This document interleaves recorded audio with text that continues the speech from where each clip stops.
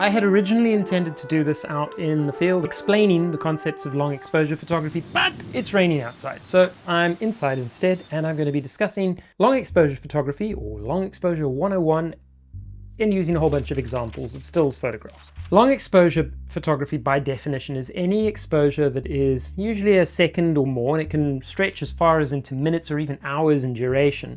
But the basic idea is that it is going to show movement or the passage of time, but in a single frame of the photograph itself. So long exposure photography can be anything from like I say, a 1 second exposure through to something that you could take all night to photograph, or all day for that matter. This particular video is going to look at the basics of long exposure photography. So if you already know it all, chances are you don't need to watch this video, but if you are still trying to get into the whole idea around long exposure photography, stay tuned. Hopefully I can make it a little bit easier for you. Before we get into the video, please remember to hit the like and subscribe button. This is a self-funded channel, which basically means that those likes and subscribes, they go towards keeping this afloat and running. Your help in keeping the channel afloat is hugely appreciated. Thank you very much, guys.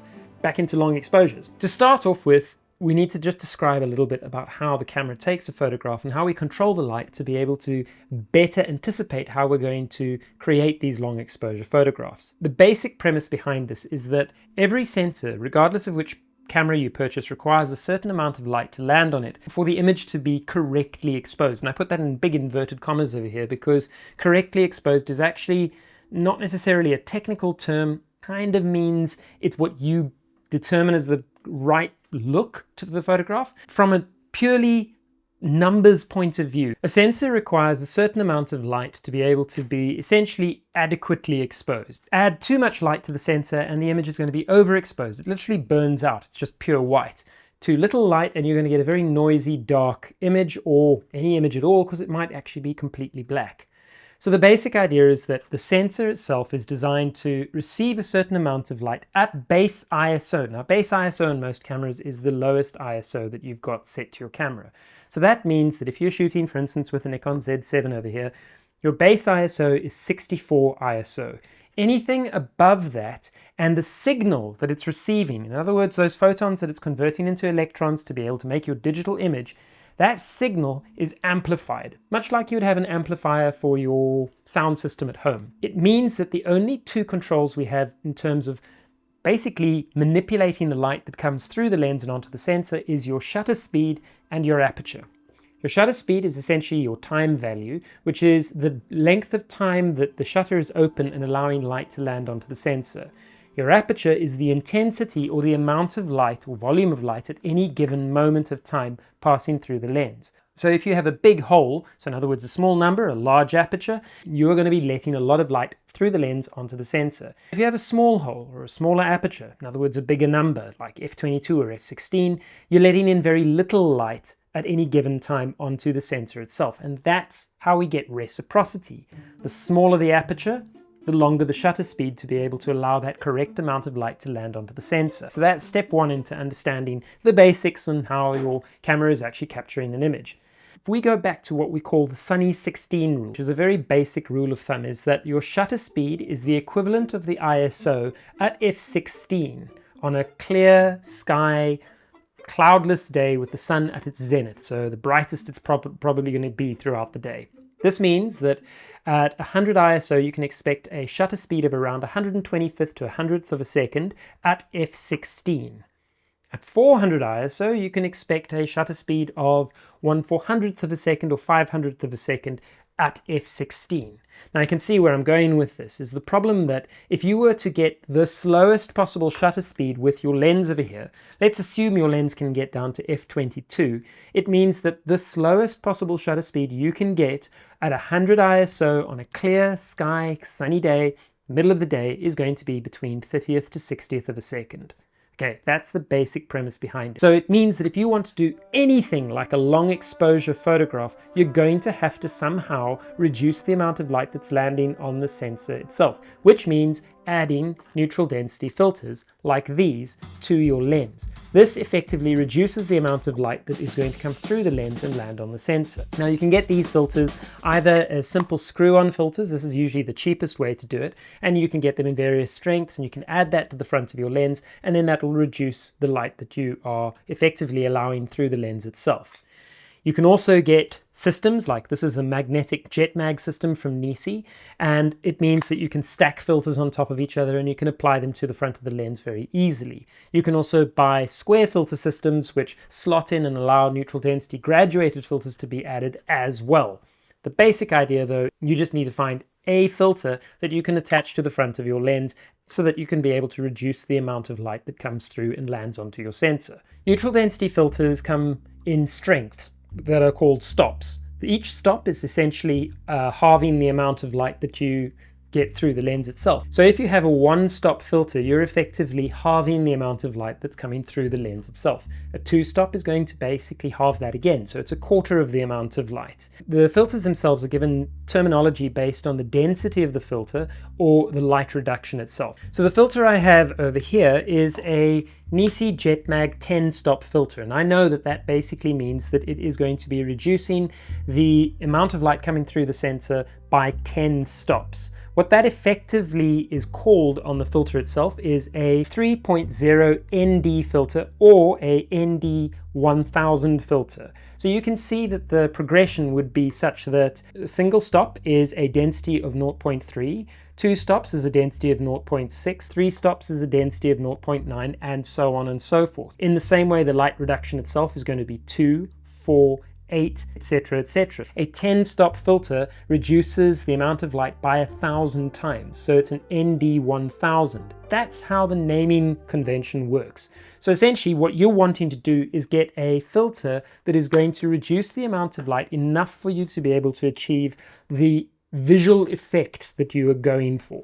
Long exposure photography is actually relatively easy nowadays as well, thanks to digital and in particular mirrorless digital cameras. In the old days when we were shooting on film, you would have to wander around not just with your filters, and they weren't particularly good filters at that stage either, but you also had to be aware of something called reciprocity failure.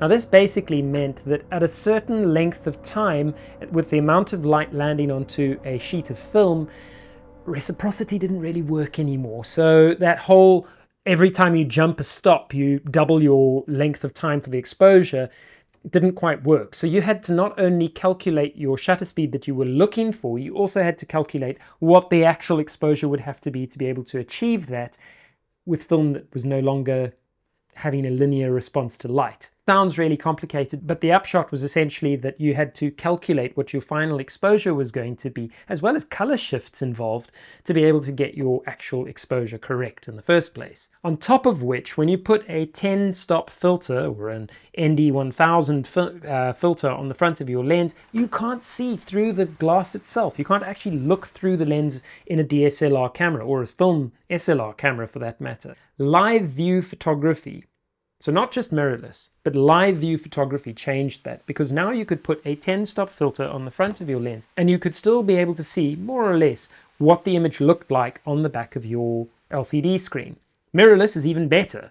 Long exposure photography has gotten increasingly easier and easier as technology has moved on, making it such that nowadays you don't even need to worry about calculating your shutter speed. Very often your automatic metering will get it right spot on from the very start. So no longer having to carry pieces of paper giving you the correct shutter speeds based on the starting shutter speed of something or other. So what kind of subjects can you shoot to be able to effectively show the passage of time? The most obvious things are going to be things like the stars spinning through the sky, and this was very, very popular right at the start of digital photography because it was now so much easier to be able to take long exposures. But those still don't require necessarily using filters, and it's a fairly common thing to be able to photograph at night with a single exposure, or there are better ways to do it by stacking your exposures. The next thing that you're likely to want to photograph for a long exposure is things like water, so movement of waves, waterfalls, a river flowing, creating stillness in the water of a lake that you're photographing, for instance,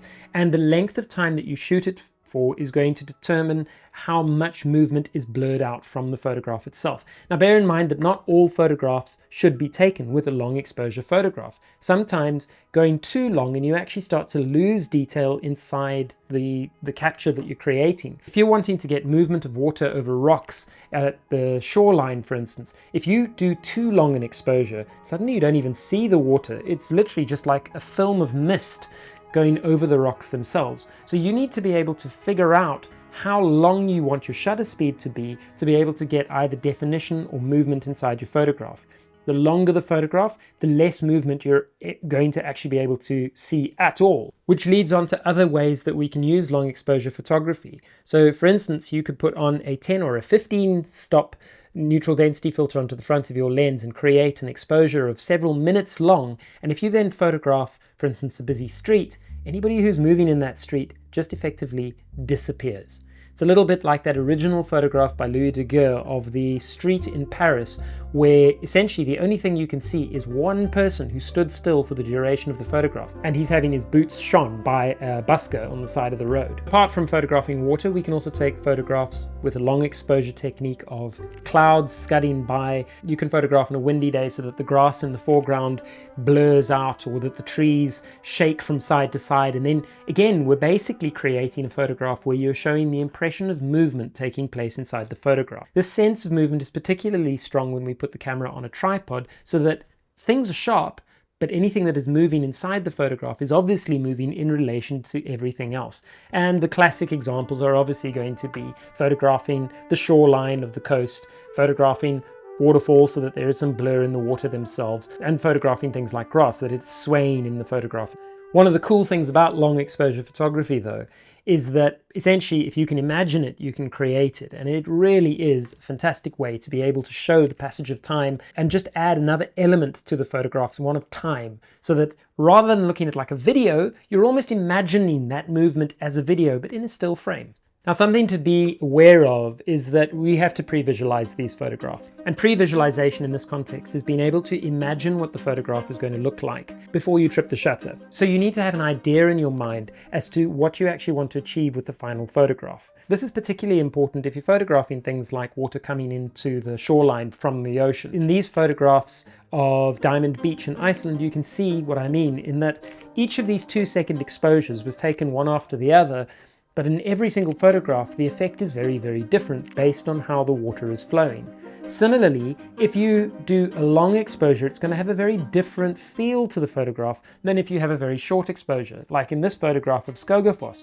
In the first image, we've got an 8-second exposure, and in the second image, we've only got a 40th of a second exposure. So it's quite different, the effect that you're going to be getting from the photograph itself. One looks smooth and almost kind of ethereal, while the other one shows the power of the waterfall, that being the faster exposure, obviously. In this example of Whale Rock from the Wild Coast in South Africa, you can see I've used a very long exposure. It's 30 seconds over here, and it's created a really nice effect of literally blurring out the water completely so that it's like a glassy sheen. And it works really well because now we can actually get the reflection of the mountain in the background, and you can even see in through the water slightly thanks to the polarizer that I was using, so that you can actually see the rocks beneath the water. One of the other things I quite like about long exposure photography is that it actually makes panoramic images of moving water a lot easier. If you take a panoramic image of the ocean, chances are you're going to have difficulty stitching the photographs together because of the way the waves are in different locations with each movement of the panorama. When you're doing a long exposure photograph though, because that wave is smoothing out with the long exposure and the use of filters, it means that they kind of average out every time you move your camera across. So stitches become that much easier, such like this photograph where every image was a 1-minute exposure. I shot 3 of them with my Fujifilm X-T3, and it stitched really, really nicely between the 3 photographs because I had such a long exposure and the waves were essentially similar between each of the shots. So what should we be aware of in terms of issues that are going to come up with creating long exposure photographs? The first is hot pixels and noise inside a photo. The digital sensor gets physically warm while we're taking photographs, and this exacerbates the fact that inside each of those sensors, so those are the miniature little pixels themselves, you get essentially an electron potentially blowing out, or a pixel well blowing out. And what this means is that that individual pixel registers as a full well of light. The result is effectively that you end up with little hot spots inside your photograph. These are what you call hot pixels or burned pixels. If it is a warm day and you have a long exposure, you're going to get a lot of these little hot pixels. And in fact, you get hot pixels even on a cool day. The good news is that it tends to be the same pixels on your camera that always pop out or blow up. You can get rid of them by using essentially something called a black frame subtraction, which is where you take a photograph of your lens cap and you subtract it in Photoshop or Affinity or any other pixel editing suite. Or you can be like me and you can just cheat a little bit and you can go into Capture One, and when you go through to the details section, you'll see that there is a slider under noise where you've got single pixel. Slide that out to the side and it magically discovers all of those burned pixels and just negates them from your photograph, which is amazing. The other thing you can do, of course, is a very simple process. You just switch on long exposure noise reduction on your cameras.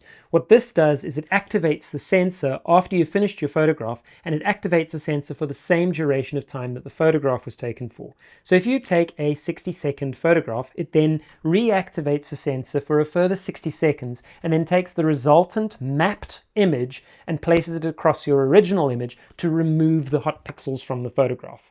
So that's great, you can do that. But of course it does mean that every time you take a photograph, you're essentially doubling the amount of time that you are not able to use your camera for. So if you've got a 4-minute exposure, you're effectively only able to take a photograph again 8 minutes later. 4 minutes exposure plus 4 minutes dark frame or black frame subtraction. So you need to be aware of noise, hot pixels, and of course stability issues, because of course if you're wanting to get a photograph where something is sharp inside the photograph, you have to make absolutely sure that you are on a rock solid tripod so that anything that isn't moving inside the photograph is going to stay nice and sharp. Of course, you can go the other way and you can handhold the photograph so that you are showing implicit movement inside the photo. And this is a really nice way to photograph things like waves, for instance, and pan alongside the wave as it breaks so that you can show some drama and dynamism in the water itself. The other thing, of course, that you can use dragged shutter speeds for is photographing things like vehicles moving by so that you have the vehicle relatively sharp and everything else in the background out of focus. As you can see in this video on rolling stock, which takes the whole concept of dragging your shutter so that you can photograph vehicles. And the other thing about long exposure photography is that we need to have a fairly good idea of what we want to capture, in the sense that if I'm photographing a boat on the water, chances are my boat's also going to be moving because it's going to be moving in my long exposure. Play, experiment, find out what works and what doesn't. One of the cool things about long exposure photography is that it is so much fun being able to shoot it. And nowadays, with the technology that we have, we're able to create these really, really interesting photographs. It's very easy. All you need is a filter that is going to block some of the light that passes through the lens onto the sensor so that you can get longer shutter speeds. And after that, well, creativity is just awesome, and you can photograph everything from architecture to people in the street to vehicles to wildlife to landscapes to water. Just about anything can look pretty cool when viewed through the eyes of a long exposure image. If you found this helpful, please remember to drop a like and a subscribe into the various blocks around the YouTube screen. Thanks very much for watching this one, and I hope to see you again soon on another video. Till then, cheers.